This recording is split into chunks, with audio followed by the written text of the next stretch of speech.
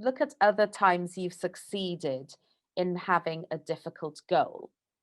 So, if I give you two examples from, again, my own life, many of you would know that I climbed Kilimanjaro as a trek doctor in 2019. And boy, am I glad I did it now that everything's gone on in the world. And I know that that opportunity might not come along for me again for quite some time. I did obviously apply for the job as trek doctor. So I did make some decision in that, but I didn't really think I was going to get it, to be honest. I just thought it would be good to like give it a go and just go for this interview, or which was on Skype, and just see what happens. And then they offered me the job. And my first reaction was, first of all, like, oh, well, that's quite cool. I got offered the job out of all the people that went for it, followed by absolute horror. Because I'm like, oh my goodness, I've never climbed a mountain before. I am not fit enough to do this. I've been at altitude once before and I was not very well. What have I got myself into? I should just say no. In that moment, well, actually, I dwelled on it for a week or so.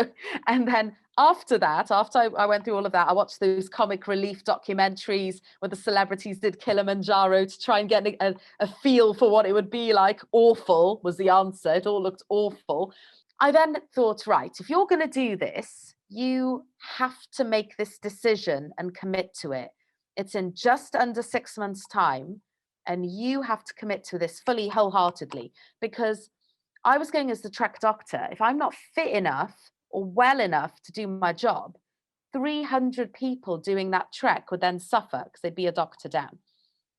So in that moment, I made that decision that this was going to be my most important focus for the next 6 months. And it was. I was training 5 or 6 times a week, a variety of different training. I was doing altitude training as well to make sure I wasn't altitude sick. I was speaking to people who've done Kilimanjaro to get tips of them. What should I carry? What medication did you take? What sort of snacks did you eat? Even basic stuff like that. I spoke to people about the toilet thing because I was worried about the toilet thing and the fact that I wouldn't be able to shower for 2 weeks. So I did lots of research to try and be as prepared as possible, to be mentally prepared whilst also physically preparing my body. I'll tell you how it went. How it went was, it actually went fine. And I was absolutely fine for the first sort of 4 or 5 days until we got to 4,000 meters. And then I started to struggle a bit physically and also mentally, more importantly, mentally. I was based at Karanga Camp, which is at 4,000 meters. And that's where every day myself and my colleague Vix would see about 30 trekkers every day to clear them to be medically fit to summit. And I was noticing a pattern myself. Well, I was absolutely fine in the camp when we got there. It was a bit more chilled out, we had a bit more downtime and got a chance to recover from the hard 5-day trek. But what I noticed with the people I saw is that by about halfway through, I could predict who was going to summit and who wasn't going to summit. And that was not based on their oxygen saturations, because the chappie who had oxygen of 67% when it should be, well, in the ideal world, it should be over 96, but at altitude, like over 80, he summited. And I knew he was going to summit because he was like, there is no way I am not summiting. This is so important to me. I'm raising money for charity and I am going to push through it and get to the summit.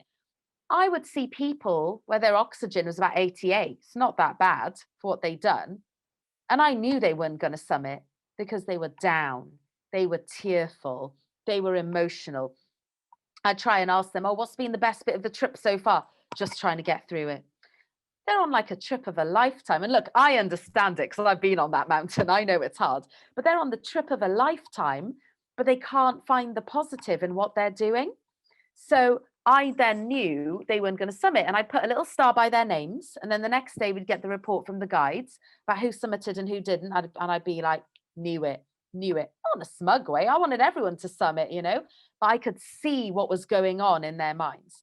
So then it got to my summit night, which is basically like 2 weeks down the line. And I am not happy on summit day. I freaked out. I've had a mental freak out. So we've got to do the first part of the trek, which is leaving Karanga Camp to the base camp. And that was about 6 hours of trekking. And I was not in a good place. I was tearful. I felt sad. Every step was a nightmare. I was just not feeling it. And I got to our camp and I'm still sad. And the guide said, look, your head's gone. You will make it. Because I said, if you don't think I'm going to make it physically, just tell me. I won't do it. I don't mind. It's fine. And he's like, I think you're physically capable. He goes, someone who's like super fit is going to do it in 6 hours. You'll do it in about 7 or 8, but you will do it. It's not that bad. Some people are doing it in 13. So I think 8 hours isn't that bad. I thought you've got to get your head in the game. You've got to get your head in the game. And so my colleague Vix, she said the same thing to me. Your head's not in the game today. You've lost it. You need to get your head back in the game. So I took some time for myself, did some breathing, had to lie down, worried. And then I decided I'm going to do this because I thought, look, there's no shame coming to Kilimanjaro and not summiting. Lots of people don't summit. You know, it's really high fail rate. It doesn't matter. But I decided for myself that if I got up at 11 p.m. to do the summit, I was not coming back down unless I'd summited. I made that decision. I'm like, if you get out of bed and it's blinking -20, you're going to do this, right? So I told myself that. I switched my mindset. And then the other thing I did is that I thought about my dad. My dad's alive. I said that in a dramatic way. He's 71 now. He'd have been like 69, 70 at the time.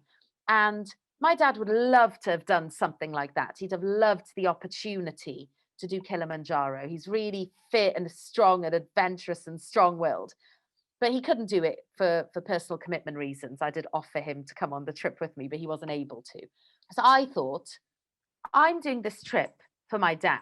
I am living this trip for him so I can go back and tell him about it so he can have that experience through me so he can feel proud that I did something that he'd have loved to have done. And I also thought about my friend John, who was very, very adventurous. And he did pass away actually when he was 24. And he is one of the people that gave me part of my adventurous spirit. Because before then, I was a bit of a, oh, that seems dangerous. I don't want to do that sort of person. And I thought, I'm doing this for John and I'm doing this for my dad. And through the night when it was hard and cold and I was tired and feeling weak and I felt sick the whole time, like I wanted to vomit. I didn't actually vomit, felt nauseous the whole time. I thought about these two people and I thought, I'm doing this for them. I'm not just doing it for myself, I'm doing it for them. That was actually some of the advice that somebody I spoke to who'd done Kilimanjaro gave me. They said, don't just do it for yourself, because if you do it for yourself, you may stop. If you're doing it for someone else, so if you're making changes for your family to give your children a better life, to, you know, be around longer, to spend time with the people you love, to share better experiences, to give to people, to give to your community, then you're more likely to do it. So I think that's a really useful tip. And I did summit. It was really hard. I used to tell people straight after it, it was like the worst night of my life. I've stopped telling people that now because I think it's been a bit of time. So I've kind of forgotten how difficult it was. It probably was one of the worst nights of my life. But the feeling that you get from accomplishing something that you set out to do kind of outweighed that. And I look at that photo of my summit and I feel proud. I feel proud that I said I was going to do something and I did it. And I think that we all lose our sense of pride in ourselves along the way. That gets eroded because we don't keep our promises to ourselves. We say we're going to do something and we don't. We say we're going to make a change, but we don't. We say we can see in our minds the best version of ourselves, and we're not far away, but we're not quite there. So I find that building your sense of pride in yourself then goes on to for you to build other areas of pride in your life too.